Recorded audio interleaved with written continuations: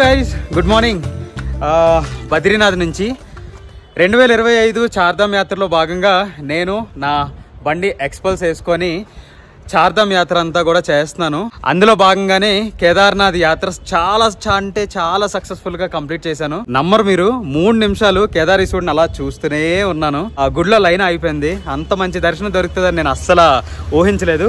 So ఆ vlog కి సంబంధించిన లింక్ కింద డిస్క్రిప్షన్ లో ఇస్తాను. Full information A to Z all details. నాకు తెలిసి ఆ వీడియో చూసిన తర్వాత మీకు ఏ డౌట్ ఉండదు. అంత ఫుల్ ఇన్ఫర్మేషన్ ఇచ్చాను. ఎవరైనా సరే ఆ వీడియో చూడాలనుకుంటే కింద డిస్క్రిప్షన్ లో ఆ లింక్ పెడతాను, చెక్ చేయండి. ఈ వీడియోలో బద్రీనాథ్ ఎలా చేరుకోవాలి, బద్రీనాథ్ చేరుకున్న తర్వాత ఇక్కడ ఏ ప్లేసెస్ విజిట్ చేయాలి, ఇక్కడ హోటల్స్, ఆశ్రమాలు, డార్మెటరీలు ఎలా తీసుకోవాలి, ఫుడ్ ఎలా ఉంటుంది అండ్ ప్రైజెస్ ఏ విధంగా ఉంటాయి, ఇక్కడ ఒకవేళ ఫుడ్ని ఫ్రీ ఆఫ్ కాస్ట్గా తినాలనుకుంటే బండారాలు ఎక్కడెక్కడ ఉంటాయి, అలాగే మానా గ్రామం కరెక్ట్గా బద్రీనాథ్ నుంచి 4 కిలోమీటర్ల దూరంలో ఉంటుంది. సో ఇవన్నీ కూడా మీకు చూపిస్తాను. అంతేకాకుండా బద్రీనాథ్కి సంబంధించి పూర్తి ఇన్ఫర్మేషన్ ఈ వీడియోలో ఉంటుంది. సో వీడియో నచ్చితే ఖచ్చితంగా లైక్ చేయండి, షేర్ చేయండి అండ్ అలాగే ఏమైనా డౌట్స్ ఉంటే కింద కామెంట్స్ తెలియజేయండి. నేను ఖచ్చితంగా ఫ్రీగా ఉండేటప్పుడు నేను మీకు రిప్లై ఇస్తాను. అండ్ ఛానల్ సబ్స్క్రైబ్ చేసుకొని బెల్ నోటిఫికేషన్ అయితే ట్యాప్ చేయండి. ఇంకా మంచి వీడియోస్ మీ ముందుకి నేను తీసుకొస్తాను. Okay, so let's go into the video. నేను ప్రెసెంట్ ఎక్కడ ఉన్నాను తెలుసా? కేదార్నాథ్ దర్శనం పూర్తి చేసుకొని రిటర్న్ నేను ట్రెక్కింగ్ కంప్లీట్ చేసుకుంటూ సోన్ప్రయాగ్ దాటి సీతాపూర్ దాటేసి ఇక్కడ సెర్సీ అని ఒక ఊరు ఉంటుంది. ఈ సెర్సీకి వచ్చేసి మేము రూమ్ తీసుకున్నాం. చాలా తక్కువలో వచ్చింది రూమ్. ఎంత తెలుసా? నాకు, ప్రశాంత్కి, లవ్కి కలిపి, ముగ్గురికి కలిపి 800 రూపీస్ పడింది per night, along with geyser and fan అయితే ఉంది, ఏసీ లేదు. రూమ్ మీకు చూపిస్తాను ఒకసారి. జస్ట్ మేము కంగాలు చేస్తాం ఫుల్గా, ఎందుకంటే ముగ్గురు ఉన్నాం, చిన్న రూమే కానీ సరిపోయింది మాకు. ఇది హోటల్ దొరికింది. ఈ హోటల్లో ఇదిగోండి పని చూపిస్తా. ఇదే అన్నమాట రూమ్. ఇదిగోండి 2 బెడ్స్ ఉన్నాయి, ముగ్గురు పడుకోవడానికి ఈజీగా సరిపోద్ది. అదిగోండి మ్యాట్రెసెస్ అన్నీ కూడా ఇప్పుడు రూమ్ సర్వీసింగ్ చేస్తున్నారు. అదిగోండి వాష్రూమ్ అటువైపు ఉంది. ఇక్కడ బ్రషెస్ అన్నీ చేసుకోవడానికి ఉంది. అది వెస్ట్రన్ టాయిలెట్ అలాంగ్ విత్ ఇదిగోండి గీజర్ ఫెసిలిటీ. ఈరోజు రైడ్ కూడా మనం ఆ పరమేశ్వరుని పేరు తలుచుకుంటూ హర హర హర హర మహాదేవ శంభో శంకర, జై కేదారీశ్వర, జై బద్రీ విశాల్. అట్ ప్రెజెంట్ మనం సెర్సీ నుంచి బయలుదేరాం. పెట్రోల్ ఫుల్ ట్యాంక్ ఉంది. దాదాపు 200 కిలోమీటర్స్ వెళ్ళాలి కేదార్నాథ్ నుంచి ఎక్కడికి, బద్రీనాథ్కి. ఇదిగోండి గుప్తకాశీ 16 కిలోమీటర్లు, రుద్రప్రయాగ్ 62, శ్రీ బద్రీనాథ్జీ 215 కిలోమీటర్లు. మనం ఇప్పుడు ప్రయాణం చేస్తూ బద్రీ విశాలుడి గుడికి చేరుకోవాలి. ఏదేమైనా భయ్యా, ఉత్తరాఖండ్ బ్యూటీయే బ్యూటీ. చూడండి ఆ కొండలు, ఎంత ఎత్తైన కొండలరా నాయన. రాత్రి కనబడలేదు కానీ వచ్చేసాము కేదార్నాథ్ వచ్చినప్పుడు. ఇప్పుడు క్లియర్ కనబడుతుంది చూడండి. ఇదంతా అలా కిందకి వెళ్ళాలి మనం.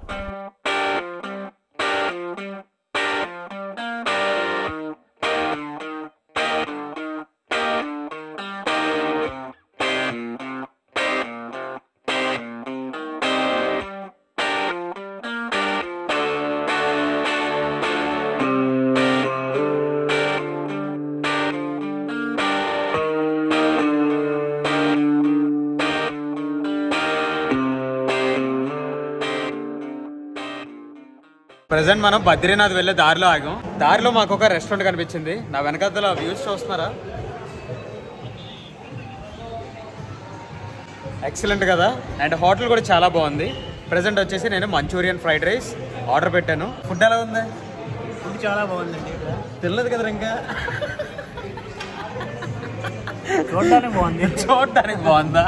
సరే లే ఫుడ్ బాగుంది, తిన్నాం ఆల్రెడీ. మధ్యలో చేస్తున్నాను బ్లాగ్. నాకు లేట్గా వచ్చింది, ఫస్ట్ ఎయిడ్కి వచ్చింది. ఆల్రెడీ తినేస్తున్నాడు. ఫుడ్ బాగుంది. ఇది మంచూరియన్ ఫ్రైడ్ రైస్ అంట. ఫ్రైడ్ రైస్, మంచూరియా వేరేగా ఇచ్చాడు. ఈ సన్ రైస్తో ఫుడ్ తింటుంటే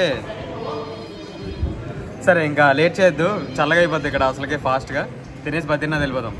ఓంకార కిచెన్ దగ్గర ఉన్నాం ప్రస్తుతానికి. On the way to Badrinath అనమాట ఇది. ఇదిగోండి టూరిస్ట్ వెహికల్స్ వస్తున్నాయి. ఇదిగోండి మన బండి కూడా మొత్తం సెటప్ చేస్తున్నాం. ఇప్పుడే కొంచెం వర్షం పడింది, అందుకే లగేజ్కి కవర్ వేస్తాను. ఈ రోడ్లలో భయం ఏంటంటే రోడ్డు మధ్యలో ఇసుకుంటుంది, అది బాధ. ఏమాత్రం టైర్ మీద సరిగ్గా బ్రేక్ కొట్టకపోతే జారిపోద్ది. బద్రీనాథ్ స్ట్రైట్, కేదార్నాథ్ కట్టెళ్ళలే. సో ఇక్కడ సైన్ బోర్డ్స్ కూడా పెట్టారు. ఎక్కువ మంది సంవత్సరం వస్తారని చెప్పేసి సైన్ బోర్డ్స్ కూడా బాగా పెట్టారు. మన తెలుగు రాష్ట్రాల నుంచి బద్రీనాథ్ చేరుకోవాలంటే మొదటగా ఢిల్లీ చేరుకోవాల్సి ఉంటుంది. ఆంధ్రప్రదేశ్, తెలంగాణలోని ముఖ్య నగరాలైన హైదరాబాద్, విశాఖపట్నం, విజయవాడ, తిరుపతి నుంచి డైలీ ట్రైన్స్ అవైలబుల్గా ఉంటాయి ఢిల్లీ వరకు. ఫస్ట్ అయితే ఢిల్లీ వరకు చేరుకోవాలి. ఢిల్లీ చేరుకున్న తర్వాత ఢిల్లీ నుంచి డైరెక్ట్గా హరిద్వార్కి ట్రైన్స్ అవైలబుల్గా ఉంటాయి. ఒకవేళ ఎవరికైనా ట్రైన్స్ రిజర్వేషన్ కనుక దొరకకపోతే ఢిల్లీలోని ఐఎస్బిటి కాశ్మీరీ గేట్ అని ఒక పెద్ద ఆర్టీసీ కాంప్లెక్స్ ఉంటుంది. అక్కడి నుంచి హరిద్వార్కి ప్రతి 20 నిమిషాలకి ఒక్కో బస్సు అవైలబుల్గా ఉంటుంది. ఆ బస్ 500 రూపీస్ టికెట్ ఉంటుంది. ఒక 5 hours జర్నీ ఉంటుంది హరిద్వార్ వరకు. డైరెక్ట్గా హరిద్వార్ చేరుకోవచ్చు. హరిద్వార్ చేరుకున్న తర్వాత హరిద్వార్ రైల్వే స్టేషన్ ఆపోజిట్ గానే హరిద్వార్ ఆర్టీసీ కాంప్లెక్స్ కూడా ఉంటుంది. ఆ ఆర్టీసీ కాంప్లెక్స్ లో గవర్నమెంట్ బస్సెస్ కూడా ఉంటాయి. అలాగే ఆ ఆర్టీసీ కాంప్లెక్స్ బయటే వైట్ కలర్ ప్రైవేట్ బస్సెస్ కూడా ఉంటాయి. డైరెక్ట్ గా బద్రీనాథ్ వరకు చేరుకోవడానికి అవి బోర్డ్ చేసి బద్రీనాథ్ చేరుకోవచ్చు. సాధారణంగా బద్రీనాథ్ చేరుకోవడానికి చాలా మంది చేసేది ఏంటంటే చార్ధామ్ యాత్రలో భాగంగా యమునోత్రి, గంగోత్రి, కేదార్నాథ్ దర్శించుకున్న తర్వాత బద్రీనాథ్ చేస్తారు. అలాగే కొంతమంది కేదార్నాథ్, బద్రీనాథ్ మాత్రమే చేస్తారు. సో ఎలా చేసినప్పటికీ కేదార్నాథ్ తర్వాతే బద్రీనాథ్ చేస్తారు కాబట్టి కేదార్నాథ్ దర్శనం అయిపోయి కిందకు వచ్చిన తర్వాత మీకు సోన్ప్రయాగ్ బస్ స్టాండ్లోని డైరెక్ట్గా బద్రీనాథ్ వరకు బస్సెస్ అవైలబుల్గా ఉంటాయి. ఒక 800 రూపీస్ ఛార్జ్ అయితే తీసుకుంటారు. ఎర్లీ మార్నింగ్ 4 o'clock నుంచి మార్నింగ్ 11 o'clock వరకు బస్సెస్ అవైలబుల్గా ఉంటాయి. అవి బోర్డ్ చేసి మీరు కేదార్నాథ్ నుంచి బద్రీనాథ్ చేరుకోవచ్చు. బస్సెస్ అవైలబిలిటీ కనుక దొరకకపోతే కేదార్నాథ్లో ఉన్న సోన్ప్రయాగ్ నుంచి డైరెక్ట్గా షేర్ జీప్స్ కూడా అవైలబుల్ ఉంటాయి. పర్ పర్సన్ 1300 నుంచి 1500 వరకు ఛార్జ్ చేస్తారు. అవి కూడా బోర్డ్ చేసి మీరు డైరెక్ట్గా బద్రీనాథ్ చేరుకోవచ్చు. ఒక గ్రూప్ ఆఫ్ ఫ్రెండ్స్ కానీ లేదనుకుంటే ఫ్యామిలీ కానీ మీరు ఉన్న జనాభా బట్టి ఐదర్ ట్యాక్సీ కానీ లేదనుకుంటే టెంపో ట్రావెలర్ కానీ బుక్ చేసుకోవాలి అనుకుంటే హరిద్వార్ రైల్వే స్టేషన్ బయటే మీకు ట్యాక్సీ అలాగే టెంపో ట్రావెలర్ బుకింగ్ ఆఫీసెస్ ఉంటాయి. అక్కడికి వెళ్ళి మీరు వెళ్ళే ప్లేసెస్ అన్నీ కూడా వాళ్ళకి చెప్తే ఒక ప్యాకేజ్ లాంటిది మీకు ప్రైస్తో పాటు కోట్ చేస్తారు. దానికి తగ్గట్టుగా మీరు మీ బడ్జెట్ తగ్గట్టుగా ప్లాన్ చేసుకొని డైరెక్ట్గా కేదార్నాథ్ అయితే కేదార్నాథ్, బద్రీనాథ్ అయితే బద్రీనాథ్, లేదనుకుంటే చార్ధామ్ యాత్ర అయినా లేకపోతే దోధామ్ యాత్ర అయినా మీరు మీ ప్రైస్ తగ్గట్టుగా బుక్ చేసుకోవచ్చు. బైక్ రెంటల్ ఆఫీసెస్ కూడా హరిద్వార్ రైల్వే స్టేషన్ బయటే మీకు చాలా అవైలబుల్గా ఉంటాయి. 800 రూపీస్ నుంచి స్కూటీ స్టార్ట్ అవుతాయి. దాదాపు మీరు ఎంచుకున్న బైక్ బట్టి 2500 నుంచి 3000 వరకు పర్ డే బేసిస్లో మీకు అవైలబుల్గా ఉంటాయి. సెక్యూరిటీ డిపాజిట్ చేసి బైక్ కండిషన్ అంతా కూడా చూసుకొని ఫొటోస్ అన్ని తీసుకొని అంతా కండిషన్ ఓకే అనుకుంటే బైక్ బుక్ చేసుకొని మీ ప్రయాణాన్ని సాగించవచ్చు. బడ్జెట్తో ప్రాబ్లం లేని వాళ్ళు డైరెక్ట్గా ఫ్లైట్స్లో రావాలి అనుకుంటే మన తెలుగు రాష్ట్రాల నుంచి డైరెక్ట్గా డెహ్రాడూన్లో ఉన్న జాలీ గ్రాంట్ ఇంటర్నేషనల్ ఎయిర్పోర్ట్కి డైరెక్ట్గా ఫ్లైట్స్ అవైలబుల్గా ఉన్నాయి. మీరు డైరెక్ట్గా డెహ్రాడూన్ దిగిపోయి అక్కడి నుంచి బై ట్యాక్సీ మీరు డైరెక్ట్గా కేదార్నాథ్ అయితే కేదార్నాథ్, లేదనుకుంటే బద్రీనాథ్ అయితే బద్రీనాథ్ మీరు డైరెక్ట్గా చేరుకోవచ్చు. నాలాగే ఎవరైనా చార్ధామ్ యాత్ర మీ ఓన్ బైక్స్ మీదే చేయాలి అనుకుంటే ఢిల్లీ వరకు మీ బైక్స్ని ఏ విధంగా ట్రైన్స్లో ట్రాన్స్పోర్ట్ చేయాలి, ఆ తర్వాత ఢిల్లీ నుంచి చార్ధామ్ యాత్ర ఏ విధంగా హరిద్వార్ మీదుగా యమునోత్రి, గంగోత్రి, కేదార్నాథ్, బద్రీనాథ్ చేయాలో నేను ప్రతి ఒక్క వీడియోని మన ఛానల్లో పెడుతున్నాను. సో ఖచ్చితంగా కింద డిస్క్రిప్షన్లో వీడియో లింక్స్ పెడతాను, పూర్తిగా చెక్ చేయండి. మన చార్ధామ్ యాత్ర కూడా ఫాలో చేసి సపోర్ట్ చేయండి. గైస్, బద్రీనాథ్ ఎంటర్ అవ్వక ముందు మనకి హనుమాన్ చెట్టి అని చెప్పి ఒక గుడి వస్తుంది. ఇదే హనుమంతుడి గుడి. అదిగోండి, వచ్చిన ప్రతి టెంపో ట్రావెలర్, క్యాబ్ అన్నీ కూడా ఇక్కడ పక్క కాపి హనుమంతుడిని దర్శించుకొని ముందుకెళ్తారు. ఇదిగోండి, ఇదే మన hotel. Hotel opposite bike parking place కూడా ఉంది. సీసీ కెమెరాస్ కూడా ఉన్నాయి, ఎటువంటి ప్రాబ్లం ఏమి ఉండదు. అదిగోండి, ఇండియన్ ఆయిల్ పెట్రోల్ బంక్ ఆపోజిట్లోనే జై శ్రీ బద్రీ అని చెప్పి tourist guest house. Phone number కూడా అవ్వండి అక్కడ ఉంది, ఎవరికైనా కావాలంటే కాంటాక్ట్ చేసుకోవచ్చు. 1800 రూపీస్ కరెక్ట్గా బేరం ఆడుకోండి. వాళ్ళు 2500, 3000 చెప్తారు. 1800 రూపాయలు ఇస్తే చాలు ఇద్దరికైతే. ఇదిగోండి, ఇది మన రూమ్. ఇదిగోండి, ఇది మన పక్క రూమ్. క్లీనింగ్ సర్వీస్ అవుతుంది ప్రస్తుతానికి. చూసారా, 4 ఈజీగా పడుకోవచ్చు. ఫ్యామిలీకి అయితే పర్ఫెక్ట్ సరిపోద్ది. 4 అడ్జస్ట్ అయితే 6 కూడా పడుకోవచ్చు. ఈ విధంగా ఉంది. చూసారా ఎంత బాగున్నదో. సో ఈ విధంగా అనమాట. ఇది 3500 రూపీస్ అంట. ఈ హోటల్ అడ్రస్ పెడతారా, ఎవరికైనా కావాలంటే చెక్ చేసుకోండి. మార్నింగ్ బ్రేక్ఫాస్ట్ హోటల్లో ఫ్రెష్ అప్ అయిపోయాను. చలి చాలా దారుణంగా ఉంది. ఎందుకంటే ఈ బద్రీనాథ్ అనేది దాదాపు మానాపాస్ అంటే చైనాకి చాలా దగ్గరగా ఉంటుంది కదా. సో ఇక్కడ మంచు కానీ ఆ కొండనంతా కూడా చాలా ఎక్కువ మబ్బులు ఎక్కువ ఉన్నాయి. చలి అయితే చంపేస్తుంది. ఖచ్చితంగా ఇక్కడికి వచ్చిన వాళ్ళు స్వెటర్లు పట్టుకు రాకుండా మాత్రం రావద్దు. స్వెటర్లు అయితే ఖచ్చితంగా ఉండాలి, ఓకేనా. వీలైతే హ్యాండ్స్కి గ్లౌజులు అలాగే కాళ్ళకి సాక్స్లు పక్క క్యారీ చేయండి. మార్నింగ్ కొంచెం లేట్గా లేచాను, 8 o'clock అలాగ అయ్యింది. ఫ్రెష్ అప్ అయిపోయి ఇప్పుడే హోటల్లోనే బ్రేక్ఫాస్ట్ చేస్తున్నాను. చూడండి, సాంబార్ ఇడ్లీ ఆర్డర్ చేశాను. కోకోనట్ చట్నీ, ఇడ్లీ అండ్ ఇది సాంబార్ అంట. ఇది ఏం సాంబారో నాకు తెలియదు కానీ ఓకే, సాంబార్ టేస్ట్ చూద్దాం.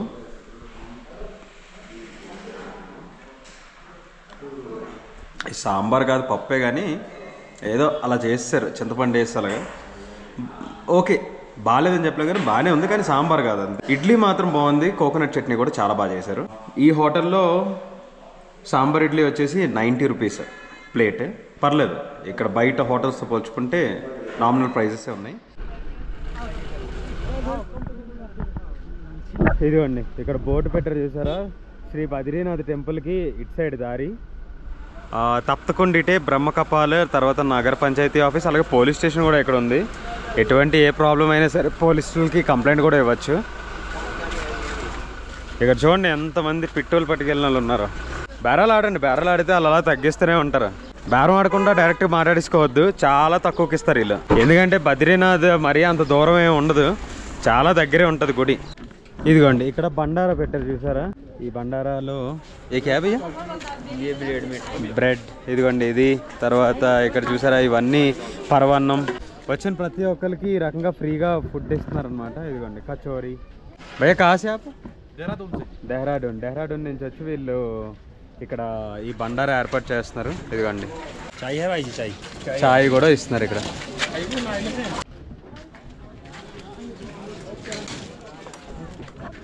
చూడండి ఎంతమంది తింటున్నారు ఇక్కడ బండారా దగ్గర. ఇదంతా కూడా దేవుడి సేవ. నాకు ఇక్కడి నుంచే కనిపిస్తుంది బద్రీనాథ్ గుడి. అదిగోండి ఆ చిన్న సందులో నుంచి. ఇదిగోండి ఇక్కడ కూడా ఇంకొక బండారా. చాలామంది చూసారా ఫ్రీగా సర్వీస్ ఇస్తున్నారు, అంతా దేవుడి సేవే. ఈ 6 నెలలు ఇక్కడ కంటిన్యూస్గా ఇక్కడ బండారాలు అవుతూనే ఉంటాయి, ఫుడ్కి ఏ ప్రాబ్లం ఉండదు. ఇదిగోండి శ్రీ బద్రీనాథ్ మందిర్. అదిగోండి చూసారా గుడి. ఆహా, 2025లో కూడా అదృష్టం కలిగింది. ఆ నర్నారాయణ పర్వతాల కిందన, అలాగే అలకనంద నదికి ఆనుకొని ఆ బద్రీనాథ్ గుడిని చూడండి ఎంత బాగుందో. ఇప్పుడు మీకు కనిపిస్తుంది కదా, ఇదంతా కూడా బద్రీనాథ్ ఊరు.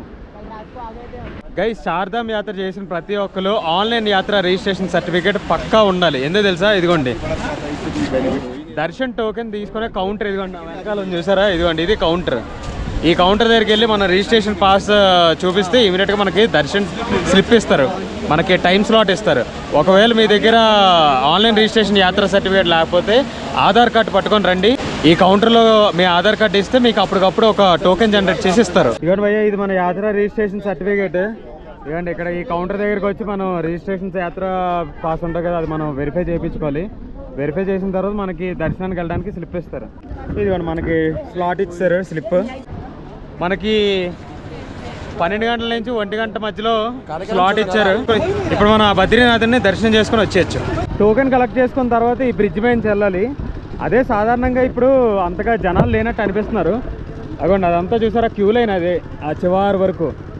ఇంకొన్ని రోజుల్లో జనాలు ఎక్కువ పెరిగిపోతే క్యూ లైన్ అలా చివరి వరకు పెరిగిపోద్ది. అప్పుడు అదంతా నడుచుకుంటూ అప్పుడు దేవుడి దర్శనం అవుతుంది. అంతా ఖాళీగానే ఉంది, దర్శనం ఫాస్ట్గా అయిపోతుంది. అదే సాధారణంగా జనాలు ఎక్కువగానే వచ్చేస్తే కనుక చూడండి ఎంత పెద్ద రేకుల షెడ్ ఉందో, ఆ చివరి నుంచి ఈ చివరి వరకు లైన్ కాసి అప్పుడు దర్శనంకి వెళ్తాం. ఈ బ్రిడ్జ్ నుంచి ముందుకెళ్ళి మనం దర్శనం లైన్లోకి వెళ్ళిపోవడమే.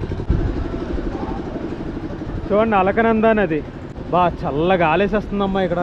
ఈ బ్రిడ్జ్ దాటి ముందుకు వచ్చిన తర్వాత ఇదిగోండి అటువైపు వేటు దర్శనం, ఇటువైపు వెళ్ళి ఆ లైన్లో నిలబడాలి. లేదు ఎవరైనా స్నానం చేసి రావాలి అనుకుంటే అదిగోండి ఇటువైపు ఇలాగ వెళ్తే అదిగోండి వేటు తప్పకుండా. ఆ కింద చూసారా చాలామంది స్నానాలు చేస్తున్నారు, అది తప్పకుండా అనమాట. నేను దర్శనం అయిపోయిన తర్వాత వెళ్తాను, ఎందుకంటే నేను ఆల్రెడీ స్నానం చేస్తాను కాబట్టి. ఇదిగోండి ఇక్కడ మనకు రాశారు చూసారా వేటు దర్శనం అని. ఇప్పుడు మనం ఇటువైపు వెళ్ళాలి, ఎక్కువ లైన్ లేదు కదా, ఇక్కడి నుంచే వెళ్ళిపోతున్నాం. పోలీసులు ఇక్కడ గైడ్ చేస్తున్నారు ఏ విధంగా వెళ్ళాలి అది అనేసి. లైన్ చిన్నదే ఉంది, పర్లేదు, చాలా ఫ్రీగా మూవ్మెంట్ అయిపోయి వెళ్ళిపోతున్నాం. ఓపెనింగ్ టైంలో వస్తే ఇదే అడ్వాంటేజ్, చాలా ఫాస్ట్గా వెళ్ళిపోతాం లైన్లో. ఇవ్వండి ఈ విధంగా తులసి మాలలు, తర్వాత ఇవ్వండి ప్రసాదాలు గుళ్ళో పట్టుకెళ్ళడానికి క్యూ లైన్లోనే అమ్ముతారు. కితనేగా భయ్యా మాల 50 రూపాయలు అంట. ఫైనలీ గైస్ మనం బద్రీనాథ్ టెంపుల్ దగ్గర కూడా వచ్చేసాము. చూడండి టెంపుల్ ఎంత చక్కగా డెకరేట్ చేశారో. 2025లో కూడా బద్రీనాథ్ దర్శనం. గైస్ ఈ వ్యూకి ఒక లైక్ కొట్టండి ఖచ్చితంగా. భయ్యా నా ఆనందానికి అసలు అంతులేదు. 2025లో కూడా బద్రీనాథ్ దర్శనం చేసుకోబోతున్నాం. బాబా చల్లని గాలి, ఈ ఎత్తైన హిమాలయ పర్వతాలు, పక్కనే అలకనంద నది, ఈ నరనారాయణ పర్వతాలు, ఇక్కడేమో ఈ బద్రీ విశాలుడి గుడి. ఆహా,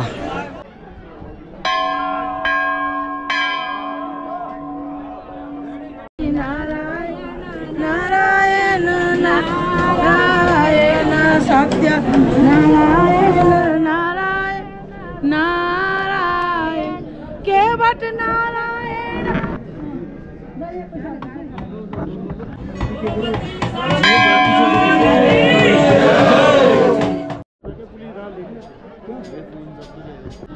గుడి లోపల ఈ ప్రసాదం ఇచ్చారు. ఆహా, అద్భుతమైన దర్శనం జరిగింది మనకి.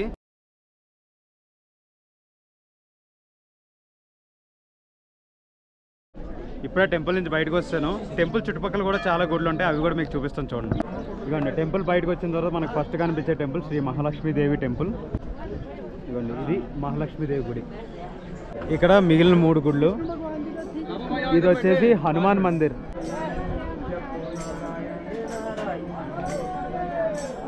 ఇది వచ్చేసి నరనారాయణ మందిర్. ఇదిగోండి,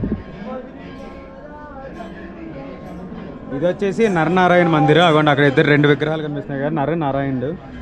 ఇదిగోండి, ఈయన క్షేత్రపాలుడు.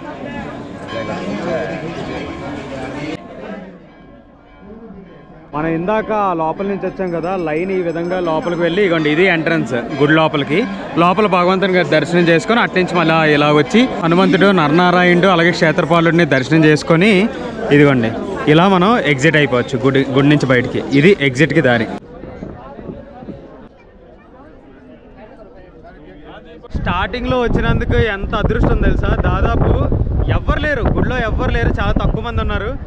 ఇప్పుడు గుడి మూసేస్తున్నారనమాట 12 o'clockకి. ఒక 1.5 hour ఎంతసేపు ఆపుతారంట మధ్యాహ్నం. సో మన దర్శనం అయితే చాలా హ్యాపీగా అయింది. 3 సార్లు దర్శనం చేసుకున్నాను. లైన్లో వెళ్ళాను, మళ్ళీ దర్శనం చేసుకొని బయటకు వచ్చాను. ఖాళీగా ఉంది కదా, మళ్ళీ చైన్ దూకేసి మళ్ళీ లైన్లోకి వెళ్ళాను, దర్శనం చేసుకున్నాను. మళ్ళీ 3వ సారి వెళ్ళి దర్శనం చేసుకున్నాను. 3 సార్లు ఒకేసారి వితిన్ 1 hourలో 3 సార్లు దర్శనం అయింది.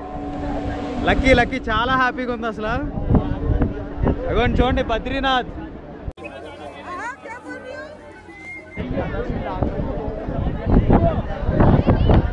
బద్రీనాథుడిని దర్శనం చేసుకున్న తర్వాత ఇదిగోండి ఎగ్జిట్, ఈ బయట నుంచి వస్తాం కదా, ఈ బయట నుంచి ఎగ్జిట్కి వచ్చిన తర్వాత ఇదిగోండి కిందకి వెళ్తే మనకి ఆది శంకరాచార్యుల గుడి, అలాగే శివాలయం ఒకటి వస్తుంది అనమాట. ఆ 2 మీరు దర్శించుకోవచ్చు. ఇదే ఆది శంకరాచార్యుల వారి గుడి. ఓకే, ఆది శంకరాచార్యులను దర్శించుకున్న తర్వాత ఇదిగోండి శ్రీ ఆదికేదారేశ్వరుడి మందిరం కూడా ఇక్కడ ఉన్నది. ఇదిగోండి బయట నంది, ఇదిగోండి లింగం కనిపిస్తుంది కదా లోపల, ఇంకా తయారు చేస్తున్నారు పూజారులు. గైస్ అదిగోండి తప్తకొండ. ఇక్కడేమో అలకనంద నది ప్రవహిస్తుంది, చల్లని నీళ్లు ప్రవహిస్తున్నాయి. ఇక్కడేమో పైనుంచి ఎక్కడో కొండ లోపల నుంచి వస్తున్న వేడి నీళ్లు. ఇదిగోండి ఇక్కడ చూసారా తప్తకొండ అని ఉంది. ఈ తప్తకొండలోనే అందరూ స్నానాలు చేస్తూ ఉంటారు. ఇదిగోండి వేడి నీళ్ళు వస్తూ ఉంటాయి కంటిన్యూస్గా. ఇదిగోండి అక్కడ చూసారా నీళ్ళు వస్తాయి. 365 రోజులు నిత్యం వేడి నీళ్లు మరుగుతూనే ఉంటాయి ఇక్కడ. బ్రహ్మ కపాలం అని చెప్పి తెలుగులో రాశారు చూడండి. బద్రీనాథ్ వచ్చి ఖచ్చితంగా ఈ బ్రహ్మ కపాలంకి రావాలి. బద్రీనాథుడిని దర్శనం చేసుకున్న తర్వాత బ్రహ్మ కపాలంకి వచ్చి ఇక్కడ కూడా పూజ చేసుకుంటే పితృదేవతల ఆశీర్వాదం మనకి కలుగుతుందని చెప్పి ఒక నమ్మకం అనమాట.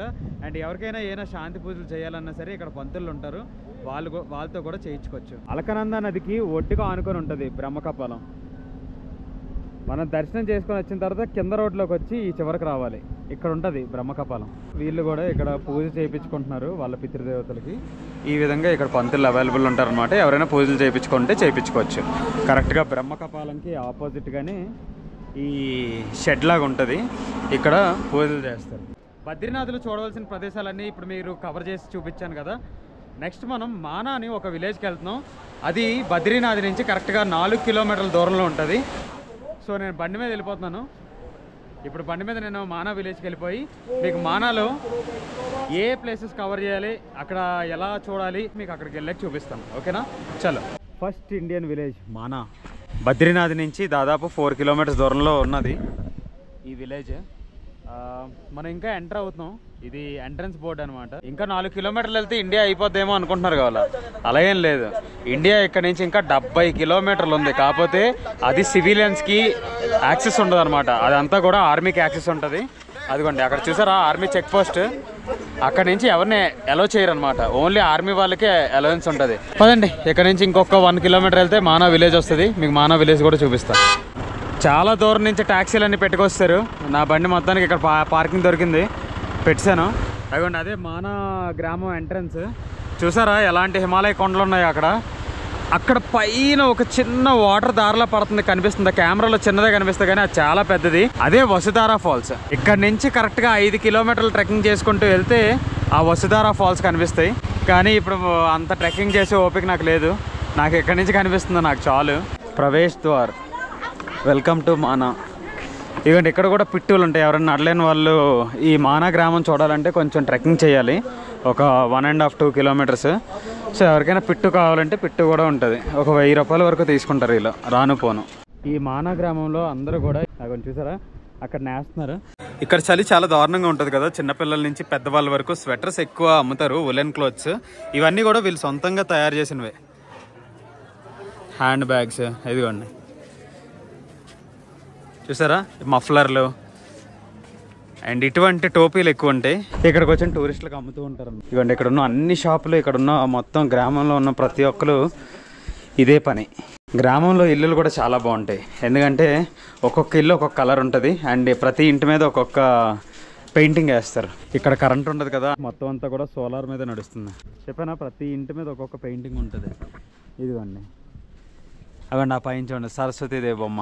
చూడండి ఇక్కడ వాల్ పెయింటింగ్ చూడండి ఎంత బాగుందో, ఎక్సలెంట్గా వేసారే వాల్ పెయింటింగ్, చాలా బాగుంది. వినాయకుడు పెయింటింగ్ చూడండి బాగుంది కదా. ఇక్కడ సిగ్నల్స్ కూడా ప్రాబ్లం ఏమి ఉండదు. నాది ఎయిర్టెలే కదా, నాది 4G వస్తుంది. మానా గ్రామంలోనే ఒక ఫుడ్ కోర్ట్ ఉంది. ఆ ఫుడ్ కోర్ట్ టెర్రస్ మీద చూడండి వెనకదల Saraswati view point, first view of Saraswati పాయింట్ని తయారు చేశారు. వ్యూ పాయింట్ని ఒకసారి మీకు అక్కడికి వెళ్ళి చూపిస్తాను చూడండి. ఇవ్వండి Saraswati view point, India's first village Mana. ఓకేనా, సరస్వతి నది కనిపిస్తుంది. అలకనంద అనుకుంటారు కావాలా, కాదే కాదు. అదిగోండి అక్కడ చూసారా ఒక నది ప్రవహిస్తుంది, అది అలకనంద నది. ఆ పైనుంచి వస్తుంది, అటువైపు నుంచి వస్తున్నది అలకనంద నది. అదిగోండి చూసారా అటువైపు వెళ్ళిపోతుంది. అండ్ ఇక్కడ ప్రవహిస్తుంది సరస్వతి నది. చూసారా ఇదిగోండి ఈ సరస్వతి నది ఈ పైనుంచి వస్తుంది. సరస్వతి వెళ్ళి అలకనందాలో కలుస్తుంది అనుకుంటున్నారు కావాలా, అంత సమస్య లేదు. సరస్వతి నదికి ఒక శాపం ఉందంట. ఆ శాపం వల్ల ఆ వాటర్ ఏదైతే చూసారో అంత ఫోర్స్గా వస్తున్న వాటర్ ఇక్కడికి వచ్చేసరికి చూడండి భూమి లోపలికి వెళ్ళిపోతుంది. కాకపోతే మళ్ళీ త్రివేణి సంగం ప్రయాగరాజ్లో మళ్ళీ భూమిలో నుంచి పైకి లేస్తుంది అని చెప్పి ఒక నమ్మకం. అంతర్వాహినిగా ప్రవహిస్తుంది అని అంటారు. ఆ ప్రయాగరాజ్లోనే గంగా, యమున, సరస్వతి ఈ 3 కలిసి త్రివేణి సంగంగా ఏర్పడతాయి. కాబట్టి సరస్వతి నది ఈ మానా గ్రామంలోని ఇక్కడ భూమి లోపలికి వెళ్ళిపోయి మళ్ళీ ప్రయాగరాజ్లో త్రివేణి సంగంలోనే అంతర్వాహినిగా నీటిలోనే కలిసి ప్రవహిస్తుంది అని చెప్పి జనాలు నమ్ముతారు. అక్కడ పైన తేలుతుంది అని చెప్పి నమ్ముతారు ఆ త్రివేణి సంగంలో. సో ఇది ఈ సరస్వతి నది యొక్క స్టోరీ. సో ఇదొక జంక్షన్ అనమాట. అటువైపు వెళ్తే సరస్వతి నది గుడి దగ్గరికి వెళ్తాం, ఇటువైపు వెళ్తే గణేష్ గుఫ, వ్యాస్ గుఫ అని 2 ఉంటాయి. అటు సైడ్ వెళ్తాం అనమాట. మనం దాదాపు గణేష్ గుఫ వరకు వచ్చేసాం. ఆ పైన మీకు ఒక ఆర్చ్ కనిపిస్తుంది కదా, అదే గణేష్ గుఫ.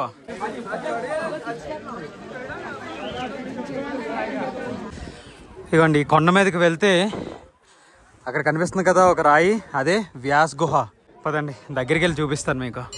అదిగోండి శ్రీ వేద వ్యాస్ గుఫ ఎంట్రన్స్, అదే ఆర్చ్. ఈ గుహ వచ్చేసి 5330 సంవత్సరాలు ఓల్డ్ అంట, 2022 నాటికి. ఈ ఊరు చూడండి ఎంత ప్రశాంతమైన ఊరు. అక్కడ చూడండి దేవదారు చెట్లు చాలా చక్కగా బాగున్నాయి కదా. ఇదిగోండి ఇలా కింద దిగామా సరస్వతి నది గుడి వస్తుంది.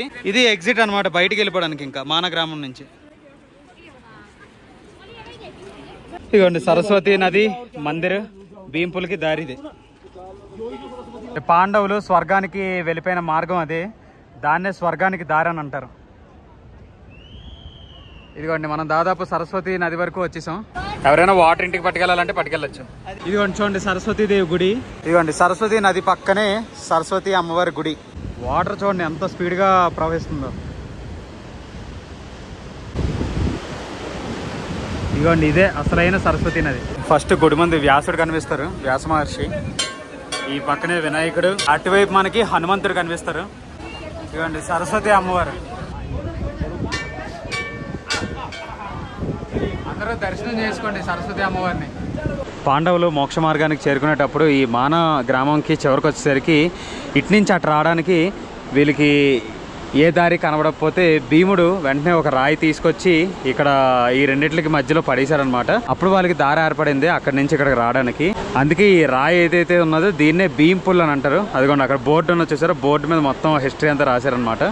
ఇదిగోండి గుడి నుంచి కొంచెం ముందుకెళ్ళగానే ఇక్కడ చూసారా కేశవ ప్రయాగ్ మార్గ్ అని రాశారు. ఈ కిందకి వెళ్తే మనం కేశవ ప్రయాగ్ దగ్గరికి వెళ్ళి స్నానం చేయడానికి అవుతుంది. అండ్ ఈ పైకి వెళ్ళిపోతే స్వర్గానికి దారి. అదిగోండి అదే పాండవులు వెళ్ళిపోయిన స్వర్గానికి దారి, అదే entrance arch. India's first tea shop. ఇక్కడ చాలా షాప్స్ ఉన్నాయి, ఇవన్నీ కూడా ఫస్ట్ టీ షాప్ అనే అంటారు. మానా అనేది ఫస్ట్ ఇండియన్ విలేజ్ కదా, అందుకే ఇక్కడ ఉన్న షాపులన్నీ కూడా ఫస్ట్ ఇండియన్ టీ షాప్లో. వసుధార వాటర్ ఫాల్స్ ట్రెక్కింగ్ చేయాలనుకుంటే ఈ దారి అమ్మట అలాగా 5 కిలోమీటర్స్ వెళ్తే వసుధార ఫాల్స్ వస్తుంది. అదిగోండి సరస్వతి గుడి నుంచి ఆ పక్క నుంచి వస్తుంది కదా వాటర్, సరస్వతి నది. ఇదిగోండి కిందకి అలా ముందుకెళ్ళి అక్కడ అలకనందాలోకి వెళ్ళి కలిసిపోతుంది చూసారా, అది కేశవ ప్రయాగ్ అంటారు. ఆ కేశవ ప్రయాగ్ దగ్గర సరస్వతి వెళ్ళి అలకనందాలో కలిసిపోద్ది. ఇదిగోండి ఇదే పాండవులు వెళ్ళిన మోక్ష మార్గం. మహాభారత యుద్ధం అయిపోయిన తర్వాత పాండవులు శివుడిని వెతుక్కుంటూ ఈ కొండల్లోకి వచ్చారు కదా, శివుడు ఒకటే చెప్తారనమాట, మీరు ఇంకా మోక్ష మార్గంలోకి వెళ్ళిపోండి అని. సో అప్పుడు ఆ 5 అన్నదమ్ములు అందరూ కూడా ఇటువైపు ఈ మోక్ష మార్గం వైపు వెళ్ళిపోతారు. పాండవులు మోక్ష మార్గం ఎంచుకొని ఇంకా మానా నుంచి అలాగా మోక్ష మార్గం వైపు వెళ్ళిపోయేటప్పుడు ఏ విధంగా వెళ్ళారో ఇక్కడ ఒక సీన్ క్రియేట్ చేసి చూపించారు.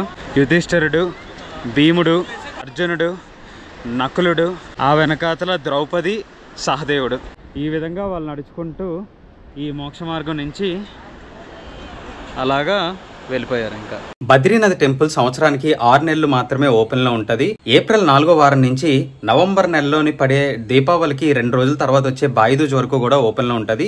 అయితే బద్రీనాథ్ విజిట్ చేయడానికి బెస్ట్ టైం వచ్చేసి ఏప్రిల్ 4వ వారం నుంచి మే నెల, జూన్ నెల, జూలై నెల చాలా మంచి టైమ్స్, హ్యాపీగా విజిట్ చేయొచ్చు. ఆగస్ట్ అండ్ సెప్టెంబర్ నెలలో వర్షాలు ఎక్కువ పడతాయి కాబట్టి, ఉత్తరాఖండ్ రాష్ట్రంలో ల్యాండ్ స్లైడ్ అవుతాయి కాబట్టి అదంత మంచి టైం కాదు విజిట్ చేయడానికి. మళ్ళీ సెప్టెంబర్, అక్టోబర్ అండ్ నవంబర్ లో టెంపుల్ క్లోజింగ్ టైం వరకు హ్యాపీగా విజిట్ చేయొచ్చు. కాకపోతే వింటర్ లో ఎవరైతే విజిట్ చేస్తున్నారో వాళ్ళందరూ కూడా వింటర్ వేర్ అనేది చాలా ఎక్కువగా క్యారీ చేయాల్సి ఉంటుంది, ఎందుకంటే చలి చాలా ఎక్కువగా ఉంటది కాబట్టి. బద్రీనాథ్ టెంపుల్లో దేవుడికి హారతి కానీ లేదనుకుంటే ఏమైనా పూజలు చేయాలి అనుకుంటే గుడి లోపలే ఒక రిజిస్ట్రేషన్ కౌంటర్ ఉంటుంది. ఆ కౌంటర్ దగ్గరికి వెళ్ళిపోయి మీరు ఏదైతే హారతి కానీ పూజ కానీ చేయించాలనుకుంటున్నారో దానికి తగ్గట్టుగా అమౌంట్ కట్టి టోకెన్ తీసుకొని మీరు ఆ పూజలు చేయించవచ్చు. వాటికి సంబంధించిన ఇన్ఫర్మేషన్ నేను స్క్రీన్ మీద డిస్ప్లే చేస్తాను, అలాగే కింద డిస్క్రిప్షన్ లో కూడా డీటెయిల్స్ పెడతాను, ఒకసారి చెక్ చేసుకోండి. బద్రీనాథ్ అనేది కొంచెం రిమోట్ గా చాలా దూరంలో ఉంటది కాబట్టి అక్కడ ఫుడ్ వచ్చేసి కొంచెం మీడియం ప్రైసెస్ లోనే దొరుకుతాయి.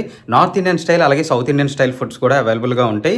1 డే పర్ పర్సన్ కి వచ్చేసి మినిమం 500 రూపీస్ నుంచి 1000 రూపీస్ వరకు కూడా ఖర్చు అవ్వచ్చు. బద్రీనాథ్ అండ్ మానాలోని మనకి ఆశ్రమాలు, డార్మెటరీస్, హోటల్స్ అన్ని అవైలబుల్ గా ఉంటాయి. డార్మెటరీస్ వచ్చేసి మినిమం 300 రూపీస్ నుంచి 700 రూపీస్ వరకు మనకి అవైలబుల్ గా ఉంటాయి. హోటల్ స్టార్టింగ్ ప్రైజెస్ వచ్చేసరికి 1000 రూపీస్ నుంచి 20,000 రూపీస్ కూడా మనకి అవైలబుల్ గా ఉంటాయి. ఎవరైనా సరే క్యాంపింగ్ చేయాలన్నా సరే క్యాంపింగ్ టెంట్స్ కూడా అవైలబుల్ గా ఉంటాయి. బడ్జెట్ తక్కువగా ఉన్న వాళ్ళు 1 నైట్ స్టే ఆశ్రమంలో అయినా సరే పర్లేదు అనుకున్న వాళ్ళు 100 రూపీస్ నుంచి 200 రూపీస్ వరకు కొన్ని ఆశ్రమాలు ఉంటాయి. వాళ్ళు జస్ట్ ఒక బెడ్ ఇస్తారు, పడుకొని లేచి మళ్ళీ గుడిని దర్శించుకొని మళ్ళీ రిటర్న్ బస్సులో వెళ్ళిపోవచ్చు. ఇంకా ఫైనల్ గా బడ్జెట్ విషయానికి వస్తే నేను నా ఓన్ వెహికల్లో వచ్చాను కాబట్టి నాకు మహా అయితే కేదార్నాథ్ నుంచి బద్రీనాథ్ రావడానికి ఒక 200 కిలోమీటర్స్ నేను నా ఓన్ బైక్ మీద వచ్చాను కాబట్టి పెట్రోల్ ఎక్స్పెన్సెస్ వచ్చేసి నాకు ఒక 700 రూపీస్ అయ్యింది. అంతేకాకుండా హోటల్ అలాగే ఫుడ్ ఎక్స్పెన్సెస్ కలుపుకొని నా మిస్లీనియస్ అండ్ షాపింగ్ ఎక్స్పెన్సెస్ అన్ని కలుపుకొని 4000 రూపీస్ లో నా బద్రీనాథ్ ట్రిప్ అయితే కంప్లీట్ అయిపోయింది. బడ్జెట్ లో ట్రావెల్ చేసే వాళ్ళు ఎవరైనా సరే బద్రీనాథ్ విజిట్ చేయాలనుకుంటే అట్లీస్ట్ ఒక 5000 to 6000 rupees per person cost అయితే పడుతుంది. సో గైస్, ఈ వీడియో కనుక మీకు నచ్చినట్లయితే ఖచ్చితంగా వీడియోని లైక్ చేయండి, షేర్ చేయండి, అండ్ ఏమైనా డౌట్స్ ఉంటే కింద కామెంట్స్ తెలియజేయండి.